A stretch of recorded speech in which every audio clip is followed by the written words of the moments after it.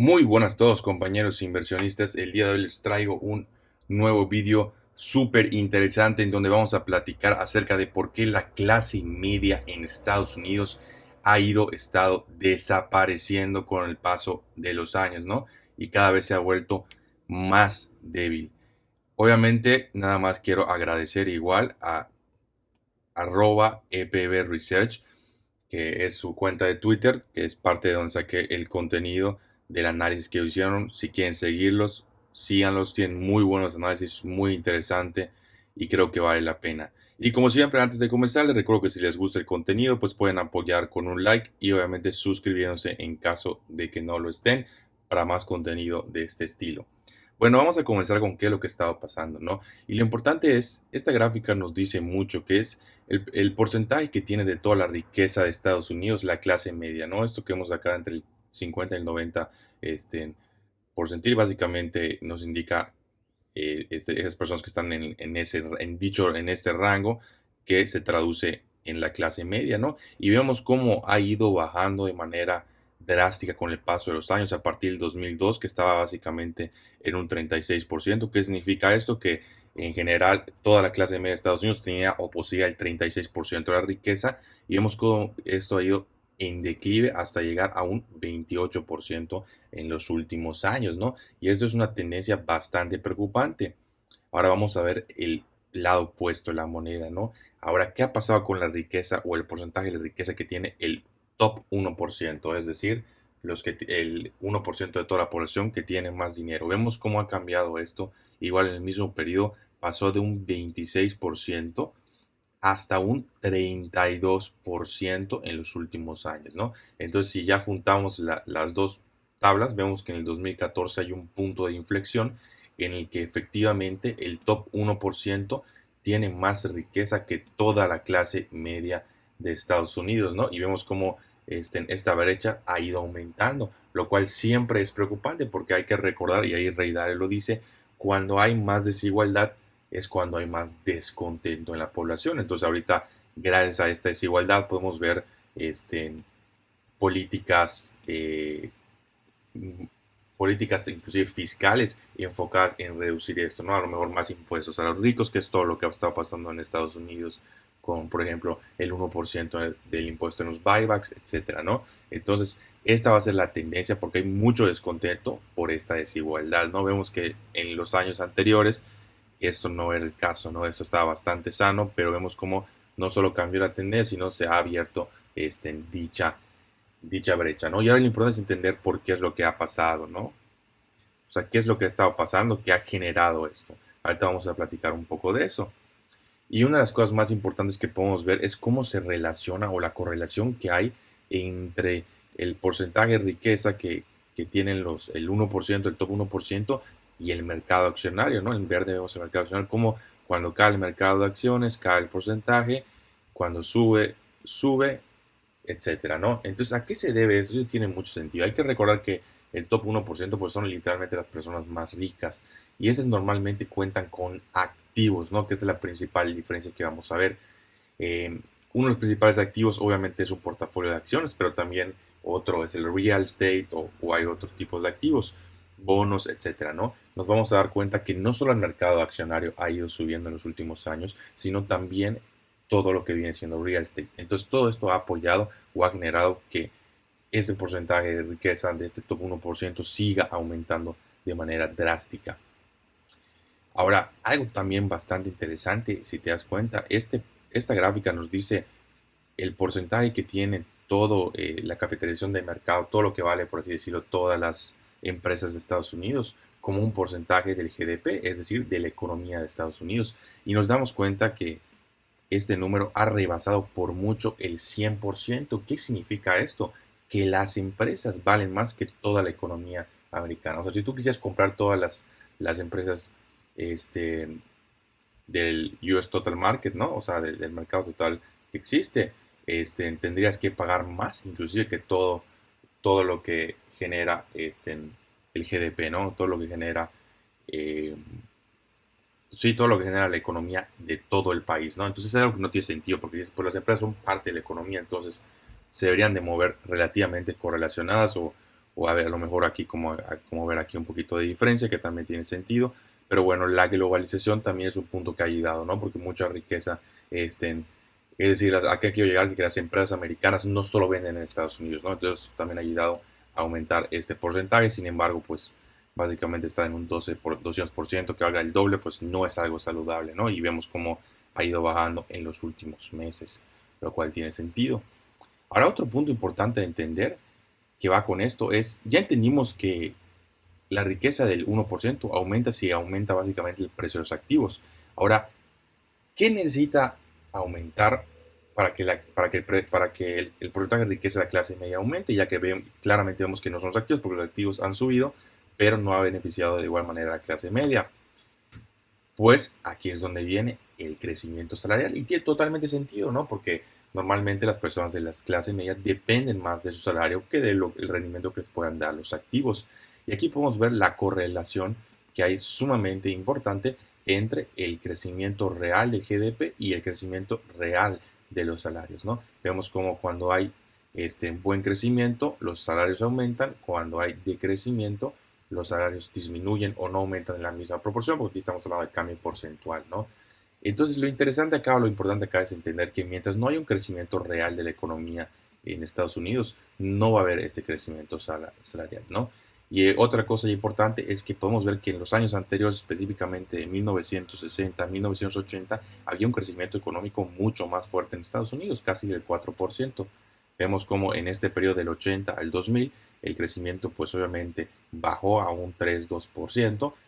Y lo más preocupante es que si se ve en la década del 2000 al 2020, vemos que el crecimiento ha estado con, básicamente de manera constantemente por debajo del 3%, inclusive del 2%, ¿no? Que es lo que sería la línea que tenemos acá. Entonces, eso es una tendencia completamente bajista en el crecimiento de la economía americana, ¿no? Entonces, si no hay crecimiento, no va a haber este aumento que dijimos y eso nos dará razón, ¿no? De lo que ha pasado. Entonces, ¿qué es lo que ha pasado en resumen? Los activos han subido, obviamente eso ha ayudado al 1 al top 1%, pero no ha habido un crecimiento o no ha estado acompañado de un crecimiento en la economía total, lo cual no genera un crecimiento salarial, lo cual ha afectado también a la clase media.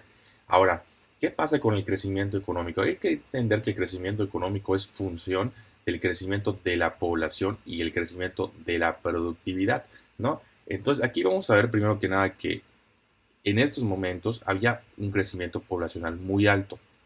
Sin embargo, la tendencia ha sido completamente a la baja, que es más o menos lo que ha estado pasando también en Europa, ¿no? Hay múltiples razones, pero en general las familias cada vez son menos, la población, las familias quieren tener menos hijos, entonces esto ha generado un crecimiento poblacional que se ha ido a la baja. Entonces eso ha repercutido de manera negativa, obviamente, en el crecimiento económico, porque es uno de los factores. La población ha estado creciendo menos. Todo esto, a pesar de que Estados Unidos, al ser un lugar muy atractivo, ha tenido mucha gente que se ha ido a vivir. Y aún así, vemos que el crecimiento poblacional ha sido bastante bajo, ¿no? Entonces, esto repercute obviamente en el crecimiento económico. Sin embargo, el segundo punto, que es el crecimiento de la productividad, que también es igual importante, ahorita regresamos a la gráfica, no ha subido la productividad. Fíjense en esto. Aquí tenemos el crecimiento real del GDP per cápita, o sea, por persona, ¿no? Entonces, esto podemos decir que aísla esta parte del crecimiento poblacional, el crecimiento económico, y nos enfocamos nada más en el aumento de la productividad. Y vemos cómo el aumento de la productividad en promedio había estado arriba de un 2%, el promedio histórico en Estados Unidos. Sin embargo, vemos como en los últimos años ese crecimiento en productividad ha estado constantemente por debajo de este número y en bajos históricos. ¿A qué se debe esto? Bueno, realmente hay muchos puntos que ahorita vamos a tocar, pero nada más quiero aclarar qué es productividad. Productividad, simple y sencillamente, si lo quieren ver de una manera muy sencilla, es hacer más con menos, ¿no? En unas palabras, digo, también puede ser más con lo mismo o hacer, digo, hay tres fórmulas, ¿no? Pero lo importante acá entender es que esto se traduce de manera directa en avances tecnológicos, ¿no? Si yo tengo una máquina que puede producir más, me puedo ahorrar tiempo, me puedo ahorrar recursos, pues obviamente eso va a aumentar la productividad en general y va a ser mejor para todos. Ahora, ¿qué es lo que ha pasado? Que ha aumentado la deuda de manera radical en Estados Unidos. Aquí tenemos una gráfica que nos dice toda la deuda como con relación al GDP, ¿no? Ella tiene un 369%, si no me equivoco, ¿no? Entonces, ¿qué significa esto? Que Estados Unidos tiene básicamente 300% de deuda con respecto ¿cómo se dice? A su GDP, ¿no? A toda su economía, ¿no? Entonces, su deuda es X veces más grande que su economía, lo cual obviamente es totalmente preocupante. ¿Y qué nos dice esto? Hay que saber leer entre líneas. Básicamente que Estados Unidos ha aumentado la deuda, sí, pero la ha utilizado con fines no productivos, ¿no? ¿Y por qué decimos esto? Porque fíjate tú, si aumenta la deuda, pero se usa para fines productivos, para crecer la economía, obviamente esto va a generar que el crecimiento en el GDP sea al mismo ritmo que la deuda en un caso normal, tradicional, inclusive pudiese ser al revés. Ahora, ¿qué es lo que ha pasado aquí? Que la deuda ha crecido más rápido que el crecimiento económico, ¿no? Es decir, han pedido prestado, no sé, 100 pesos y solo han generado 30 en lugar de generar mínimo 100, ¿no? O sea, mínimo los 100 que prestaste que se fomenten el crecimiento económico.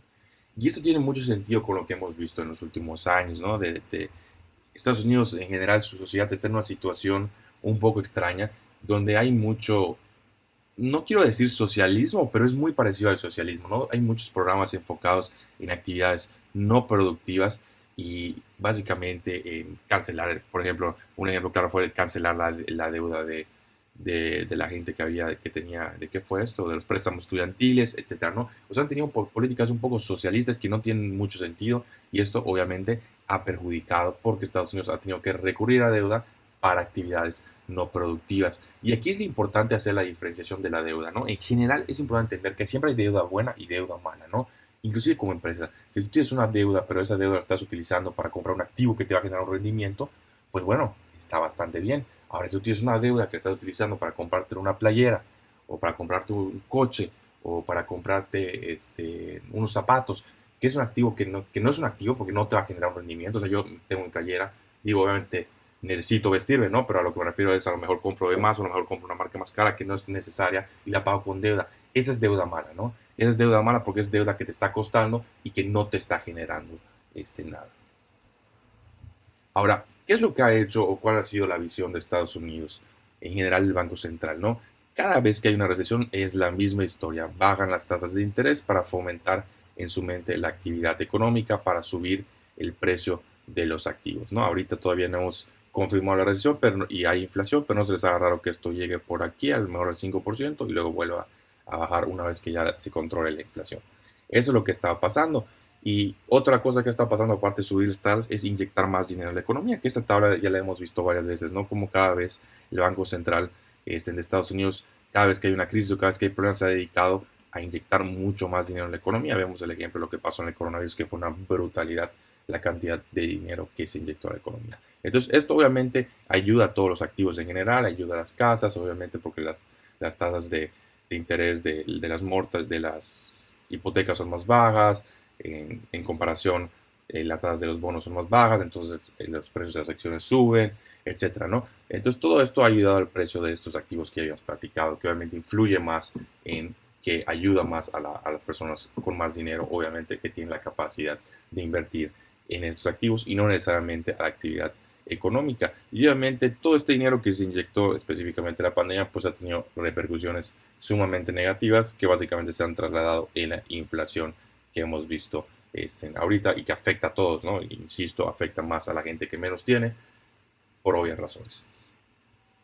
Ahora, ¿cuál es el razonamiento que ha tenido, insisto, el Banco Central, ¿no? El Banco Central se ha basado en la premisa de que si hay precios de las acciones más altos, esto va a ayudar o va a fomentar a que la gente se sienta más rica, tenga más confianza y gaste más, ¿no? Y obviamente si gasta más, pues esto va a ayudar a que caigan mejores sueldos, mejores beneficios, en un círculo virtuoso que soportaría la expansión económica, ¿no? Esta es la teoría por la cual hacen lo que hacen. Sin embargo, esto ya fue desmentido, ¿no? En un análisis por Schiller, que es un premio Nobel, uno de los mejores economistas y financieros que ha existido en nuestra época, y no solo él lo hizo, o sea, han hecho distintos análisis científicos, se ha comprobado que no existe evidencia de que el stock market o el mercado accionario cree este wealth effect, ¿no? ¿Qué es el wealth effect? Es exactamente lo que platicamos, ¿no? Como tú, a lo mejor tu portafolio ya vale el doble, pues te sientes más rico y por ende gastas más, ¿no? Básicamente esa es la premisa del FED y ya se demostró que no es el caso. Sin embargo, esto sí funciona cuando hay precios altos en el mercado de las casas, ¿no? Esto es algo bastante interesante, ¿no? A pesar de que si tu portafolio de acciones se duplicó, tú no vas a gastar más. Si el valor de tu casa se duplicó, hay una tendencia a que gastes más, ¿no? Entonces esto es bastante interesante porque es lo que querían fomentar la Fed, solo que simple y sencillamente no les funcionó. Eh, Su premisa es incorrecta con el mercado accionario, pero es correcta con el mercado de vivienda, con el mercado de bienes raíces. Ahora, todo esto que hemos platicado, ¿no? De el razonamiento, la inyección de más dinero en la economía, bajar las tasas de interés en general, vemos como la tendencia ha sido a la baja. Todo esto, además de que ha generado inflación, ha generado una, entre paréntesis, nuevo paradigma que hemos visto este super ciclo alcista, ¿no? Entonces la gente ha llegado a pensar, ¿sabes qué? El mercado de acciones nunca baja, ¿no? De que cada oportunidad de dip es compra, dip, compra, dip, compra, dip, compra. Y esto puede seguir así de manera indefinida siempre y cuando las tasas de interés sigan a la baja y obviamente sigan inyectando más a la economía. Sin embargo, no creo que sea la tendencia que siga porque pues ya estamos viendo los efectos inflacionarios.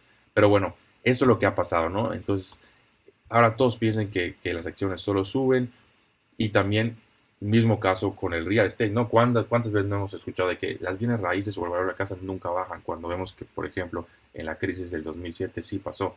Pero sin embargo, gracias a toda esta inyección de dinero, gracias a la bajada de tasas de interés, vemos como el precio de las casas cada vez es más alto y parece ser que cada dip, por así decirlo, que hay cada vez que baja es una oportunidad de compra ante una expansión mayor. Entonces, esto ha generado varios efectos negativos en la sociedad porque cada vez las casas son más caras. Y si las casas suben y tu sueldo no sube, esto genera una disparidad bastante importante, ya que cada vez es más difícil que una persona pueda comprar una casa, ¿no? Eso lo veíamos, esto es bastante claro y lo podemos ver igual acá en México, ¿no? En la época de nuestros papás, en los años a lo mejor 70s, 80s, era bastante sencillo poder adquirir tu casa, empezar tu familia, de hecho por eso inclusive se casaban hasta más jóvenes.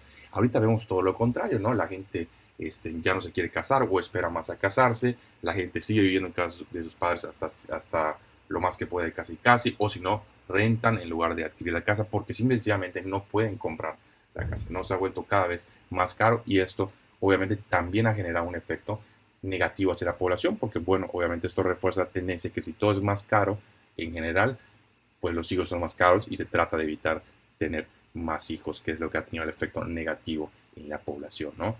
Entonces aquí quiero terminar la conclusión con que será que este es el fin del imperio de Estados Unidos. En general, las tendencias no apuntan nada bien. Insisto, el crecimiento económico cada vez es más escueto. Las políticas de izquierda no han ayudado para nada. El aumento de deuda sin base productiva ha perjudicado. El crecimiento del gobierno con respecto a la economía ha perjudicado.